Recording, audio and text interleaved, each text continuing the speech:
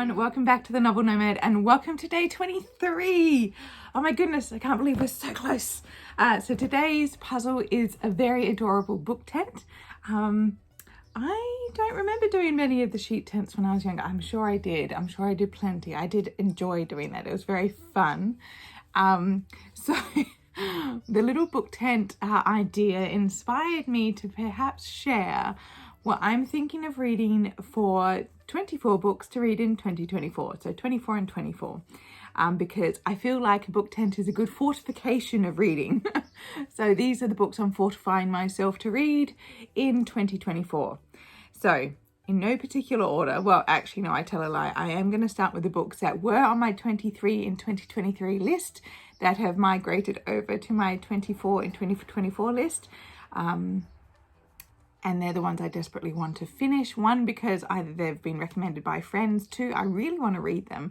And three, I was partway through reading them when I put them down and picked up something else. So let's get started. So we're starting off with Everything That Rises Must Converge by Flannery O'Connor. This is a short story collection. I have partially read this. And when did I start reading this? This was stopped in April. Just wasn't the right time for this one, but I definitely want to finish it. The writing is beautiful and I have heard lots of amazing things about her novels, but I really want to finish a short story collection first before I move on to the novels. Next is The Red Word by Sarah Henstra. I saw her when she came to Adelaide Writers Week. It was an amazing session and I still need to read this book. I think I just need to dive in and not think about it's going to be a tough subject matter. Just be prepared. Next is one that comes highly recommended and I have lots of lovely friends who said I need to read this. It was like I was going to start in November, but I got very much sidetracked with all my lovely non-fiction reads. And that is The Secret History by Donna Tartt. I found this amazing little chunky boy version of the book. And I really love it. There's not a lot of the covers that I really like for The Secret History, but this is one of them. And speaking of big ones, this is Babel by R.F. Kuang. So this is a beautiful hardcover edition that my friend sent me from the UK. I believe it is a exclusive. Yes, it's from a Lumicrate exclusive. Lucky thing, she got both the Illumicrate and the Fairy Loot versions. So she preferred her Fairy Loot to the Illumicrate. So I now have her beautiful Illumicrate version of Babel. And this one I definitely want to read. I do love the theme. I was going to be reading it in September, just before October, because I thought it was like a good social class hierarchy movement in, but I was very distracted by other reading and also starting a new job.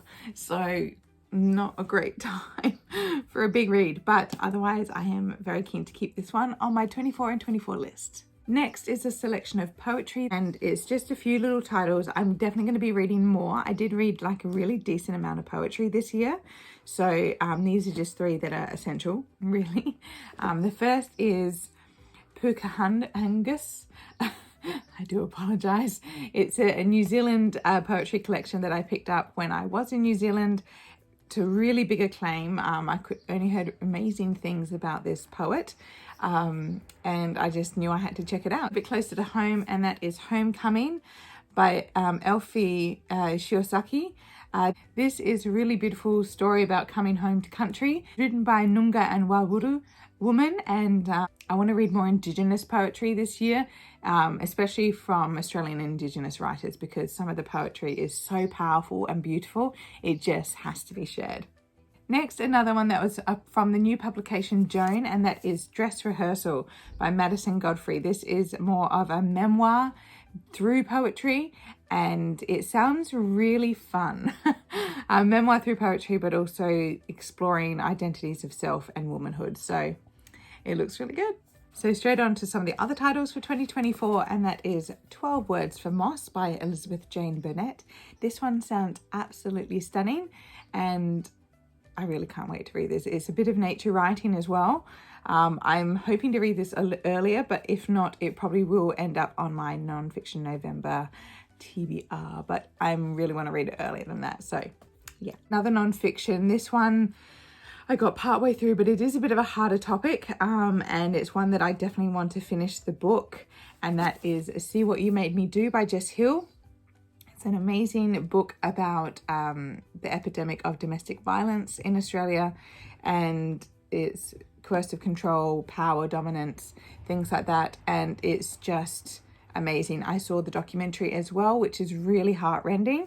But yeah, this one's definitely on my list to finish. I didn't get too far into this one. It is quite confronting, but it's also quite necessary. Next is a little bit of a challenge for me, and that is to read The Ship of Magic by Robin Hobb. A nice big chunky fantasy. And the reason why this is a challenge is because I've yet to finish Assassin's Quest. I read the first two in the Assassin's Farsi trilogy, I think not in 2023, but 2022.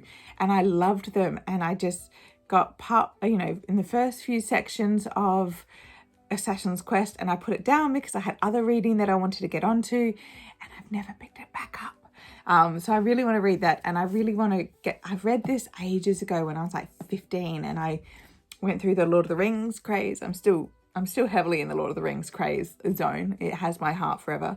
But I read The Ship of Magic when I was 15. I don't really remember much of it because I was probably skim reading, as it is quite big, but I remember enjoying it. So I would like to read it again. I would like to refresh my memory, especially having read the first series for the first time, and to see all the tie-ins that happen in this series as well. Next is an absolute no-brainer and probably expected on my TBR for 2024, and that is Elizabeth George's Deception on His Mind. This is the next in the expected Linley series. What number are you? Oh my goodness, I don't know. But yeah, so I've been buddy reading this series with the beautiful Kate Howe, and it's always a joy to read it, Linley. But yeah, this one, they're getting bigger. So I've got a lot of chunky books on the pile this year, but I'm very, very keen to read another Linley. I think one a year is fabulous, but sometimes I feel like reading two, but it depends. That feels like two books in and of itself. So I am very keen to continue with the Linley series, especially reading with Kate Howe. It's always such a joy to buddy read with her. Next is one, it's a recent recommendation, and it's a fantasy YA that I've had on my shelf for a little while, mainly because one, it's an Australian author, and two, I love their work previously, and that is C.S. Beckat's Dark Rise. I didn't know what I was expecting when I came to this one. I just bought it because I knew I really loved their work. And so a friend of mine just read this and she said she could not put it down. So it's just inspired me to pick it straight up and read it. I know the second book has just come out and it has got lots of hype and good attention to it. So yeah, I think I have to pick this one up and pick up the second one, probably from the library. A pure challenge for me, and that is because I didn't finish it during Victober this year, nor did I start it, and I'm very disappointed in myself. And that is A Struggle for Fame by Charlotte Riddle. And this one I really desperately want to read. I think it's going to be such an interesting read, and I think it's a female perspective trying to make their own way in the world during the Victorian England. Also, the author is from Ireland, and so to have that Irish perspective during Victorian times as well is going to be very cool. So mainly I have a series of fiction books to read. I really want to challenge myself to read as many of my fiction reads as possible. For non-fiction, I just passionately go through all my non-fiction lately, so I'm trying to catch up on all my fiction reads, hilariously enough. So this is one that I picked up this year from the wonderful Alison Goodman, and that is The Benevolent Society of Ill-Mannered Ladies. It looks absolutely rollicking good time. I love the cover design as well. I think they did a beautiful job. But basically Regency female heroines and good fun and romantic elements in there as well. So I'm very excited to read from Alison Goodman again. I really loved the YA series that she did. I thought that was very, very cool. Is some translated literature that I really would love to get to this year, and that is How Do You Live by Genzaburo Yoshino. This is, even with the forward by Neil Gaiman, this is one, I think it's a little bit of an older book because it's a classic coming of age classic, and it's inspired by, well, it inspired the new Studio Ghibli, The Boy and the Heron. So I think I really want to read this and see, I think because the character's reading this during the movie, And I think it really inspired the concepts that the Miyazaki explores throughout the movie. So the next one is a really beautiful book. It's a memoir done in a series of letters from a daughter to her mother, and that is The Magical Language of Others by E.J. Cole. And this, I believe, is E.J. Cole lives in America, and she's writing to her Korean mother a series of very poetic letters. And I think it's just going to be really beautiful to see that depiction of a life. But just look at that beautiful cover. So yeah, I definitely want to get this one read in 2024. I think it would be good to include some more memoirs in my reading. I usually do a lot of non-fiction and then straight up fiction fantasy. So I would like to include a little bit more memoir in my reading cycle. This book I included purely for fun because I think it'd be lovely to read this throughout the year as a little bit of a heartwarming read, and that is Bookshop Dogs by Ruth Shaw. This is by the author who wrote Bookseller at the Edge of the World. Her memoir was amazing, and I actually ended up meeting Ruth Shaw. So it was really fun to see that, you know, they've done all the Bookshop Dogs that she's met. So it's just really lovely to be able to read this coming throughout the year. I think it's going to be a little lovely one to be able to read it about a dog a month or something like that, something really sweet. But yeah, I think this is going to be an absolute adorable little book to read. So another translated fiction that's actually a new release, and I definitely want to get it read because it's got a lot of hype around it, and I think I haven't read too much into the hype, so I want to read it now and maybe get my thoughts out about it as well. And that is Hwang Bo-ram, Welcome to Hyunam-dong Bookshop. Really want to read this one. It's a book about a bookshop as well, but I feel like it's going to be almost like a slice of life story where it's just about everyday experiences. So yeah, very keen. It's got a lot of hype. It's, you know, translated from Korean, and it's been getting a lot of buzz in Korea as well. So hopefully it'll be good. So Rebecca Mackay is an author I've read before, and I absolutely adored her work. And this is her, I think, more recent publication, I Have Some Questions for You. I haven't read this one. I was so excited about it, and then I got severely distracted by other reads, as is the way, and I never got around to it. So I think this is more in the way of like a dark academia thriller, which would be wonderful. So yeah, I'm really keen. I don't usually read that much dark academia, but I feel like 2024 might be the year. Next, we're going with some New Zealand fiction, and that is Awe by Becky Manawatu. This one is a beautiful cover. That's a tui. The bird is a tui on the front cover. And this is she won quite a lot of awards for this book. So it's, you know, really highly praised. And I think it's going to be such an integral read because it's apparently a really interesting depiction of current day New Zealand, current day Māori. And so I really wanted to get into that perspective of more contemporary fiction, because I've read like The Whale Rider and things like that in the past. But I would like to read more contemporary New Zealand fiction as well. Another translated fiction that's made the list for 2024 is going to be Honeybees and Distant Thunder by Riku Onda. This, I believe, references a certain Japanese classic, and I can't remember which one it is. I was talking to someone who has read this, and she said they reference a Japanese classic through here, and they have to compose a piece because it's basically about a pianist competition. But this has been actually really well received in not just Japan but around the world, and I've heard some very good things about it.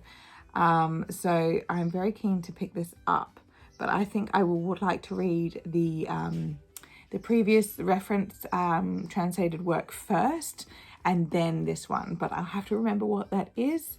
But if you know, let me know down below. I'm pretty sure I have it because I was chatting with the girl at the bookshop who read it. I can't remember what it is though. But yes, this is definitely on my 24 in 24 list. Next seems like a little bit of an essential for 24, and that is Tomorrow and Tomorrow and Tomorrow. by Gabrielle Zevin. We're actually going to be reading another Gabrielle Zevin book for book club, but I am very much not on the bandwagon for this, and I definitely want to read it. I have the beautiful original cover just because I love it so much. But yeah, I definitely would like to find out what the hype is about, because even people who have read it after the hype have still agreed that it's a glorious read. So this is definitely on the list. So the next book received some very, very high praise from very, very trusted people on Bookstagram and some fellow Australian readers, and that is All's Well by Mona Awad. Apparently it's a very weird book, but I do like weird, hence why I loved all the Jeff Vandermeer this year. But this is not in the way of Jeff Vandermeer. It is probably more like weird historical fiction. I believe it's historical, maybe not historical, but it's a weird read apparently. But I do love a weird read, and I'm very keen to experience this one. And the very last book on the pile for 2024 is going to be The Labyrinth by Amanda Lurie. This received, did it win an award? I think it won an award. I can't remember which one, but it won an Australian award, and it's been very popular. And I have definitely not read it, so I definitely need to read it, because they're now doing all the backlist of her works and they sound amazing, and I just wanted to read this work to see if I am keen to read what her backlist is as well. But yeah, so a really popular Australian title that has made the list. All right, so that is my 24 in 24 list. Let me know what you'll be planning to read for 2024. If you're planning to do any reading challenges, that would be amazing. I am definitely going to be doing Victober, obviously. That's a no-brainer. Non-fiction November. I'm considering doing Jane Austen in July. Not sure yet. We'll see how July turns out.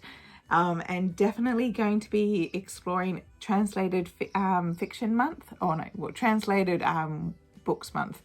And I'm going to see how many I can read from my shelves. I have got a little bit of a fun prompt to prompt my reading for the year, and we'll see how we go. But thank you for watching. It's a little bit of a longer one today, but otherwise it's nearly Christmas, everyone. So have a wonderful 23rd. Enjoy the reading and enjoy the puzzle. I'll see you next time. Bye.